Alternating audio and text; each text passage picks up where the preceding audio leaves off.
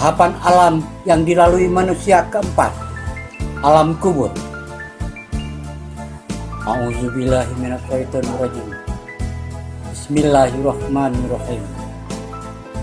Assalamualaikum warahmatullahi wabarakatuh. Kematian seseorang adalah pemutus hubungan manusia dengan kehidupan dunia. Selama di alam kubur, hanya akan ada amal baik atau amal buruk yang akan setia menemani hingga di alam kubur. Kebaikan diyakini akan membawa kebahagiaan dan ketenteraman di alam kubur. Sebaliknya, perbuatan buruk diyakini akan membawa kesengsaraan di alam kubur. Setelah mati, manusia memasuki alam yang memisahkannya dengan alam dunia ini, sehingga ia tidak bisa kembali lagi ke atas dunia. Tapi sebelum masuk ke alam akhirat, karena kiamat belum datang, di alam inilah orang yang telah meninggal menunggu datangnya kiamat. Alam kubur atau yang sering disebut alam barzakh, ini adalah masa penantian akan datangnya alam kebangkitan. Alam kubur akan penuh kesengsaraan bagi kaum pendosa, namun penuh kebahagiaan bagi orang beriman. Alam ini berakhir saat hari kiamat tiba. Surah 3 Ali Imran ayat 185. Kullu nafsin dha'iqatul maut wa innama tuwaffawna ujurakum yawmal qiyamati faman زحزح عن النار وأدخل الجنة فقد فاز وما الحياة الدنيا إلا متاع الغرور.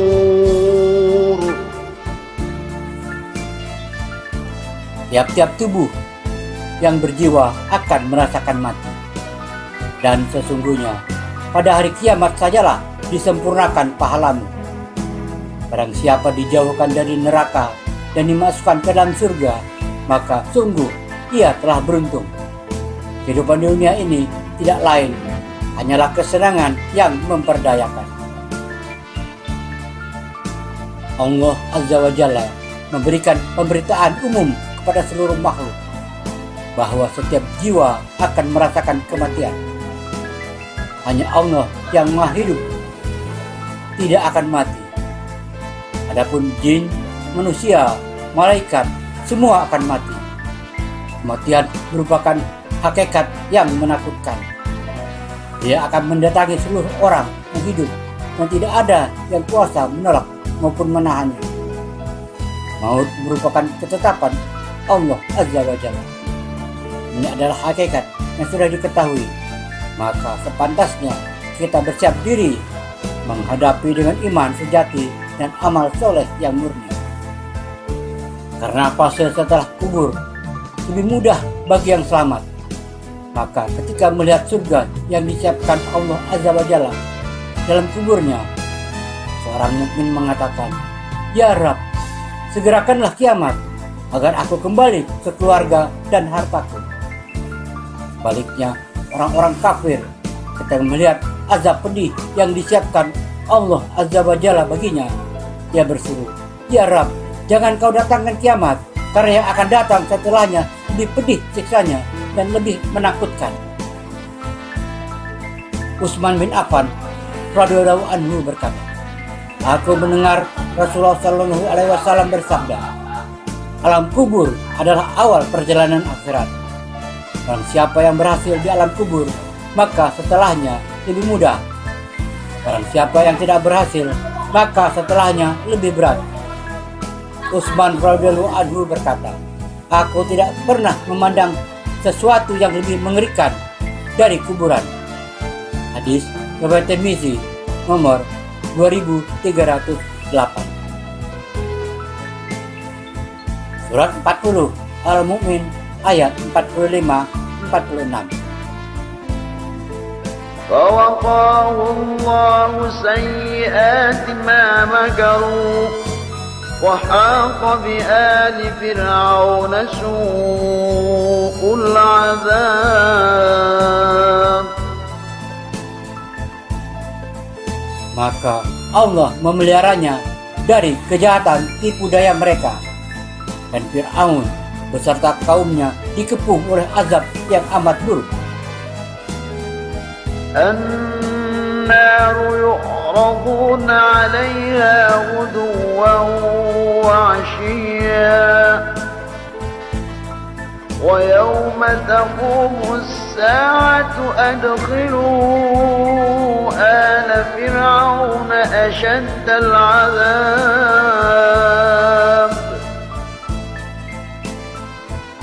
Kepada mereka ditampakkan neraka pada pagi dan petang, dan pada hari terjadinya kiamat dikatakan kepada malaikat, masukkanlah Fir'aun dan kaumnya ke dalam azab yang sangat keras. Imam Ibnu Katsir rahimahullah berkata tentang ayat ini, Fir'aun beserta kaumnya dikepung oleh azab yang amat buruk, yaitu tenggelam di lautan, kemudian pindah ke neraka jahim. Kepada mereka dinampakkan neraka pada pagi dan petang. Sesungguhnya ruh-ruh mereka dihadapkan ke neraka pada waktu pagi dan petang sampai hari kiamat. Jika hari kiamat telah terjadi, ruh dan jasad mereka berkumpul di neraka. Oleh karena inilah Allah Azza wa Jalla berfirman, yang artinya, dan pada hari terjadinya kiamat dikatakan kepada malaikat, masukkan Fir'aun dan kaumnya ke dalam azab yang sangat keras, yaitu kepedihannya lebih dahsyat dan siksanya lebih besar. Dan ayat ini merupakan fondasi yang besar dalam pengambilan dalil Ahlus Sunnah terhadap adanya siksaan barzah di dalam kubur, yaitu firman-Nya kepada mereka dinampakkan neraka pada pagi dan petang. Tafsir Surah Al-Mu'min 40 ayat 45-46. Imam Al-Qurtubi mengatakan, mayoritas ulama menyatakan bahwa penampakan neraka itu terjadi di barzakh, dan itu merupakan dalil penetapan adanya siksa kubur. Fathul Bari 11/233. Surat 6 Al-An'am ayat 93. ومن أظلم ممن افترى على الله كذبا أو قال أوحي إلي ولم يوحى إليه شيء ومن قال سأنزل مثل ما أنزل الله ولو ترى إذ الظالمون في غمرات الموت والملائكة باسطوا أيديهم أخرجوا أنفسكم اليوم تجزون عذاب الهون بما كنتم تقولون على الله غير الحق وكنتم عن آياته تستكبرون.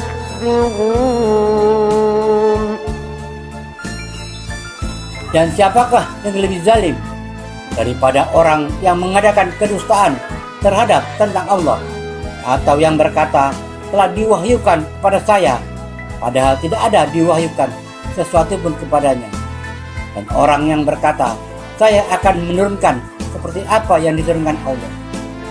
Alangkah dahsyatnya sekiranya kamu melihat di waktu orang-orang yang zalim berada dalam tekanan-tekanan sakaratul maut, dan para malaikat memukul dengan tangannya sambil berkata, keluarkanlah nyawamu.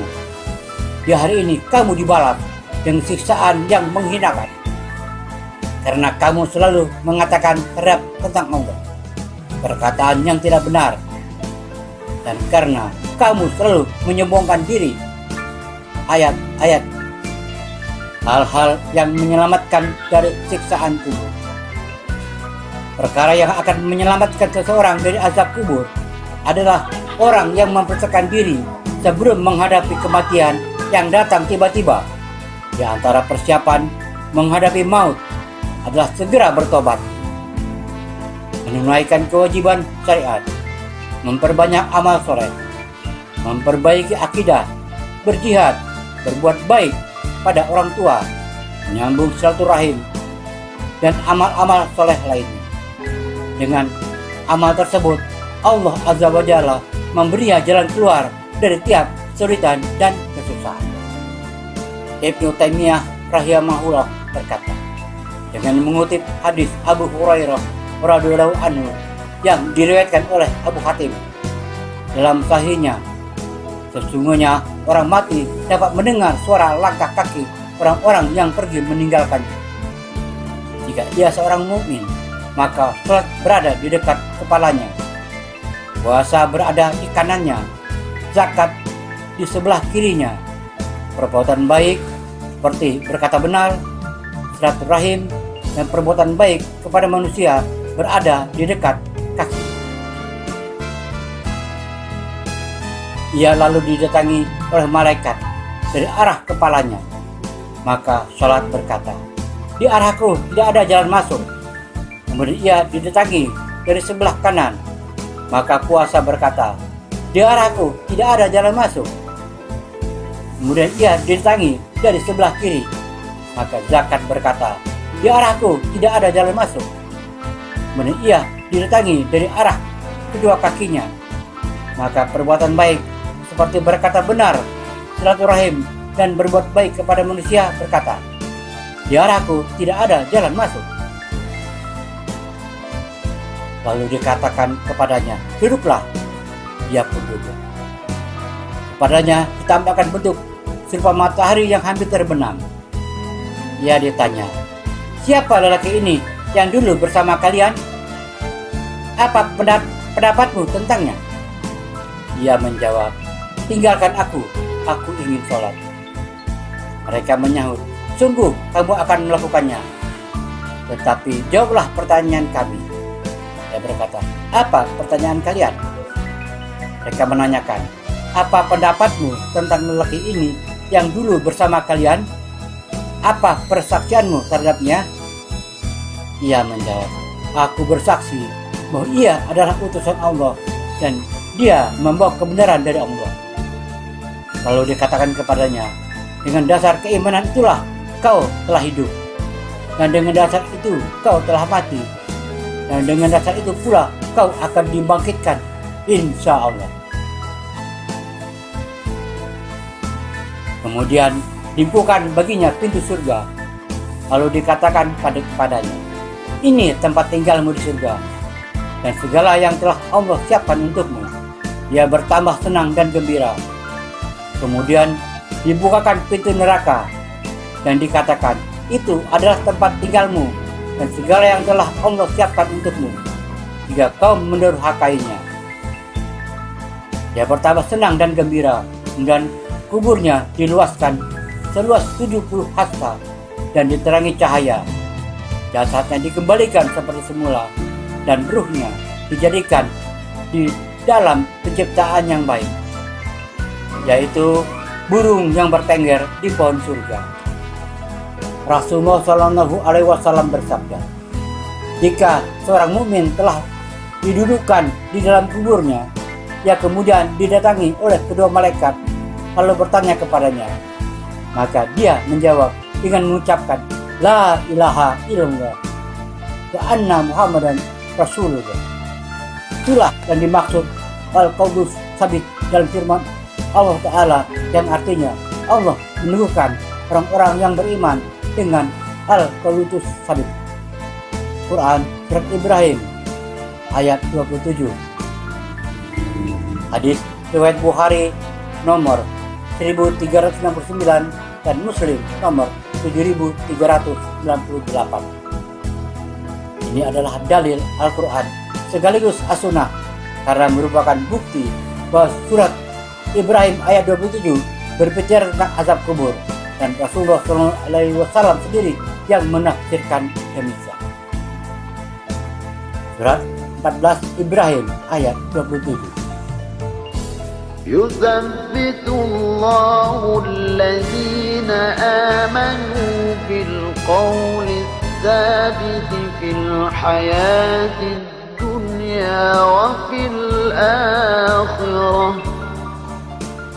ويضل الله الظالمين ويفعل الله ما يشاء.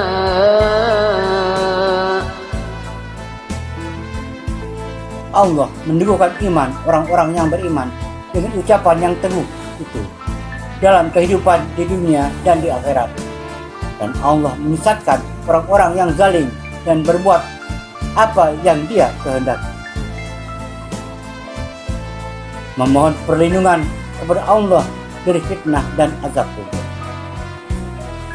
Fitnah, ujian dan azab kubur adalah masalah besar, sehingga Rasulullah SAW memohon perlindungan dari hak itu, baik dalam sholat maupun di luar sholat.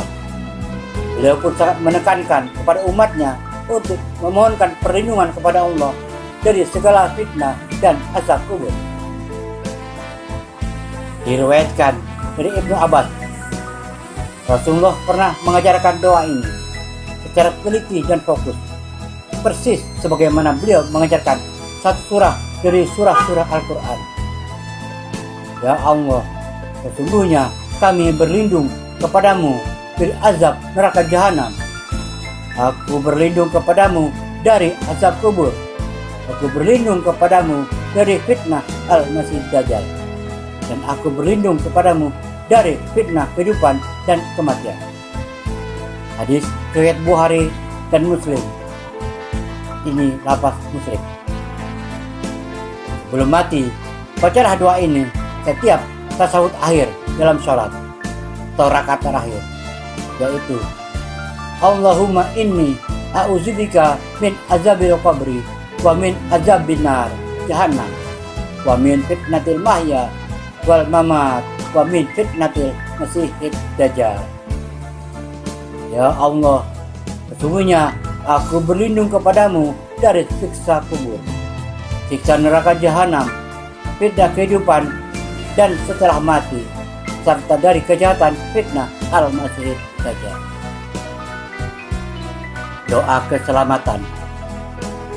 Allahumma inni nas'aluka salamatan fid din wa dunya wal akhirah wa afiatan fil jasad wa ziyadatan fil badani wa ziyadatan fil ilmi wa barakatan fil rizki wa taubatan qablal maut wa rahmatan indal maut wa maghfiratan ba'dal maut.